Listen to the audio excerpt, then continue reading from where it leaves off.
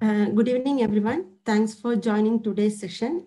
Myself, Gigi Jayasingh. I'm part of Kochi Salesforce team for the past 10 years. Today's topic is bulk API using PK chunking. As you all know, this is related to data. So we can first go through the basics of managing data. Getting correct data, manipulating and managing it, obeying all the rules that the system enforces, and loading it correctly is always a headache, especially if we are dealing with millions of records. To start with, we need to understand the basic concepts while fetching data. Custom index and record ID are the two basic parameters used for easy and quick retrieval of data. Salesforce supports custom indexes to custom fields, which help us to locate the records without scanning every row in the database. Record ID, as you all know, is the fastest way to find a record in the database. As you all know, bulk API provides a programmatic option to quickly load or retrieve your org's data to or from Salesforce. Bulk API is based on REST principle and is optimized for loading or deleting data from your org. You can use it for query all, insert, update, upsert, or delete many records. But if your table is a giant, the bulk queries usually time out or give errors as it finds it hard to complete the process. Here comes the usage of PK chunking. PK stands for primary key, that is the record ID, which is always indexed. This is a feature enabled by Salesforce in Sprint 15, which can be added,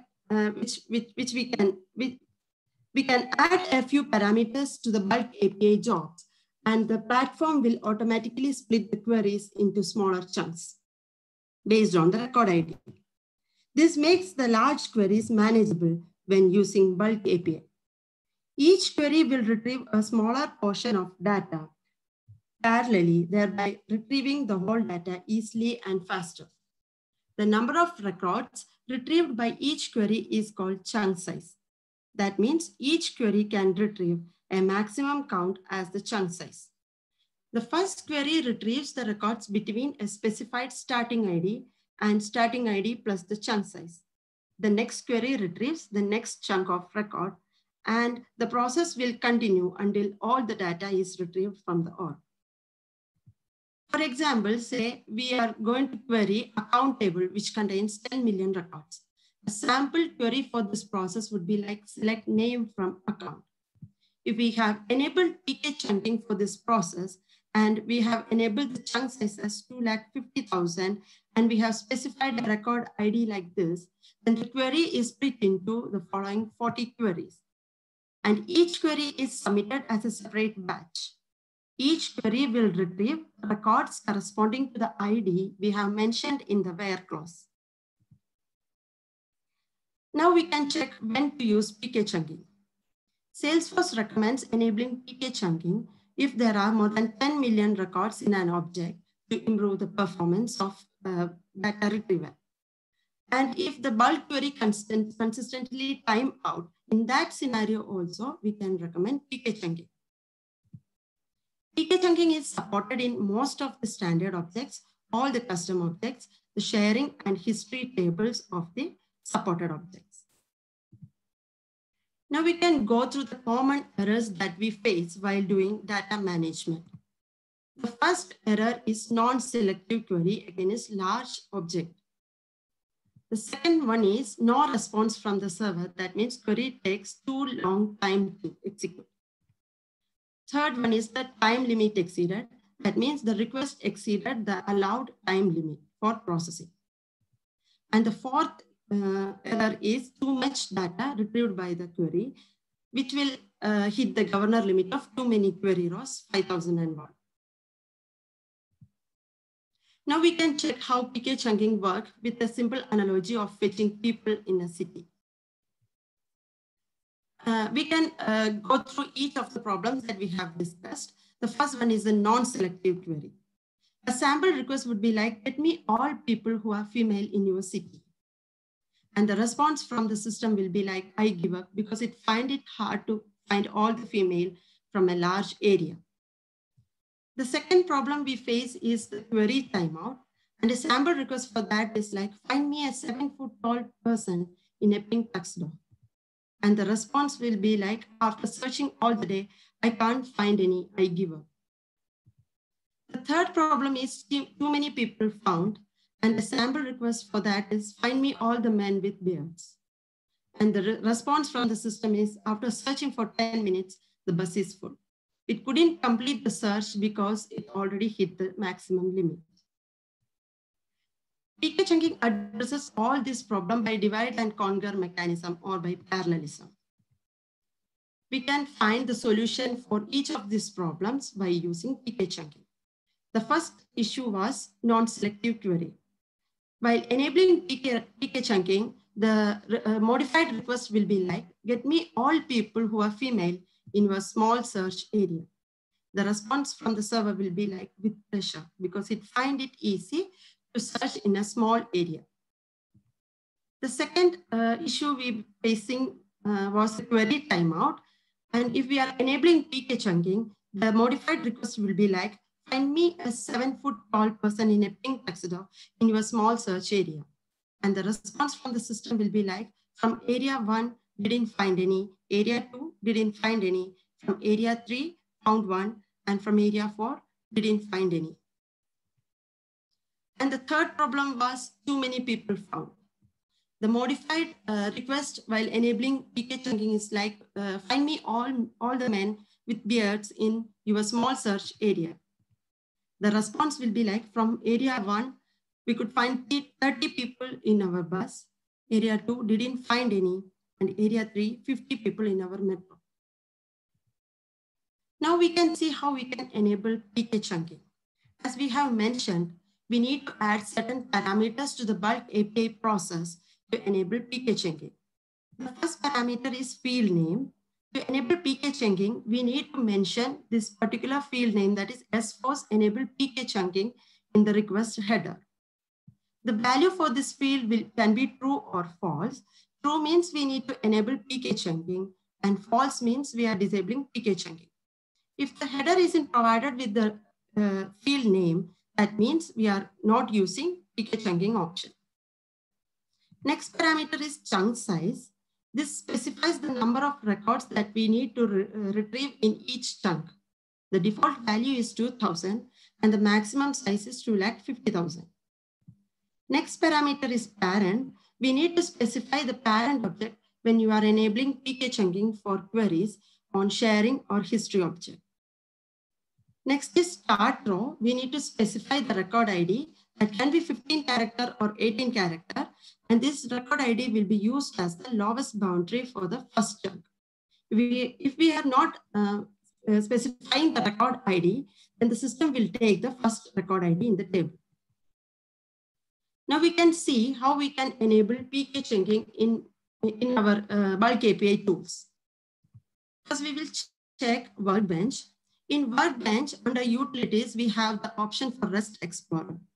Under REST Explorer, we can give a post to enable the bulk API jobs. The keyword for enabling the bulk API in the URI will be async. And in the request header, we need to mention the field name for PK chunking, that is SFORCE enable PK chunking, and other parameters as and when required. And the request body will contain the operation that we are doing and the object on which we are doing this operation. And the request body should be in the XML format. While executing this URI, the system will give a raw response, and this raw response will have an ID parameter, which is the ID of the job initiated as part of this execution. And it will also revert some of the parameters like number of batches queued, number of batches in progress, completed batches, number of batches failed, and so on. If we want to check the status of any of the jobs that we have enabled using bulk API, we can use the bulk API job status option under utilities, and we need to provide the job ID to get the status. If we want to retrieve the results of the job that we have initiated, we need to create a GET request, and we need to modify the URI as services data version /jobs/ID of the job that we have initiated /results. The response shows the results of the SOQL query that we have run as part of the job we have initiated. So this is how we have to enable PK chunking in Workbench. Now we can see how we can enable PK chunking in CURL. CURL stands for client URL, and this is a command line tool for data transfer. For enabling bulk API in CURL, we need to execute a certain set of steps. The first thing is we need to log into the Salesforce org from which we need to retrieve data. And we need to run the below script in the developer console to get the session ID. And this session ID is unique for each org, and this will be used in the CURL scripts. We need to create an XML file, and we need to save this XML file in our local folder. The name of the file is something like createjob.xml, and this possesses the operation that we are going to do, and also the object on which we are going to do the operation. Now we need to open the command line and navigate to the local folder where we have saved the script using the cd folder path command. Run the below script to start the PK chunking job. The format will be like curl-h, session ID -h, content type, char set.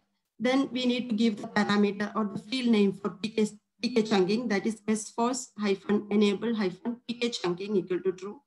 And also you can mention the other parameters like chunk size, parent or start row. Then -d at createjob.xml. This is the XML file that we have created and saved in the local folder. Space the instance URL, the org's URL, /services/async/version/job. Salesforce will return an XML response, which will have the job ID corresponding to this particular execution. Then we need to create a file called query.txt, that is a text file to contain the SOQL query statement. Here, the sample SOQL query is like select ID name from account, as we are going to retrieve from the account object. Now we need to initiate the query. So we need to run the below script to start the query batch. It will be like curl-d at query.txt, which is the query file that we have created, -h, session ID, -h, content type, char set, then the instance URL. In the instance URL, we need to append a batch keyword after the job ID. Salesforce will again return an XML response, which has the batch ID corresponding to the first batch initiated for this particular job. To get the ID of all the batches in the job, we need to run the below script. So this script is a basic script that we need to use for all the result verifications. We need to append different keywords after the job ID to get different results. So for getting the IDs of all the batches, we need to append the batch keyword after the job ID. Now, if we want to monitor the entire job, then we need to give the basic URL until the job ID. To monitor the batch, we need to run the following script. That is, this is for a particular batch. If we want to monitor a particular batch, then we need to specify the batch ID of that batch. Now, if we want to monitor all the batches, then the batch keyword is appended against the basic script. To get the result ID of a particular batch, we need to append result keyword after that batch ID. So the system will return a response with the result ID corresponding to that batch. We can use this result ID for getting the results of that particular query or the batch execution. So if we are appending the result ID to the basic C URL, the output will be displayed in the XML format in the command line itself. To extract the results to an Excel file or a CSV file, we need to append the file name to the above CURL script. And the system or the platform will create the file name automatically under the local folder where we have saved all our scripts, and the results will be returned to the this file. So once all the batches are executed and the results are retrieved, we need to close the job. For closing the job, first we need to create a closejob.xml, which have a state tag with closed value. And we need to run this command in the command line to close this particular job. So this is how we need to use bulk API and PK chunking in CURL. Of course, this PK chunking is having some limitations. Like PK chunking cannot be enabled for queries with following clauses, that is order by clause or where clause on any of the IT fields and limit clause. In data loader, enabling PK chunking is still an idea.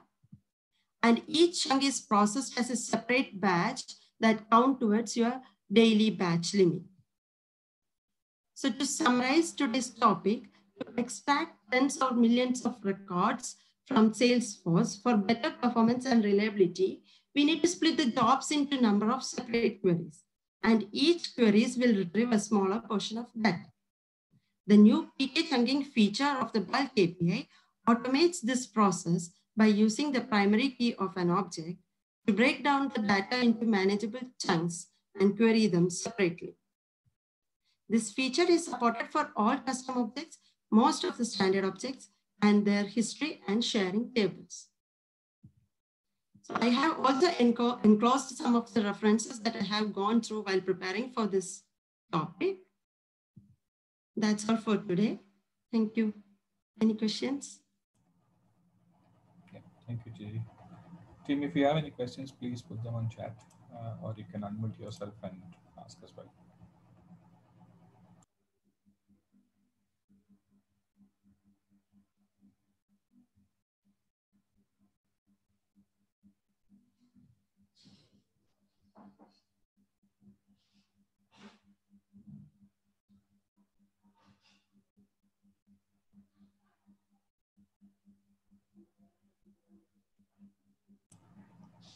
Okay, I guess there's no questions for today.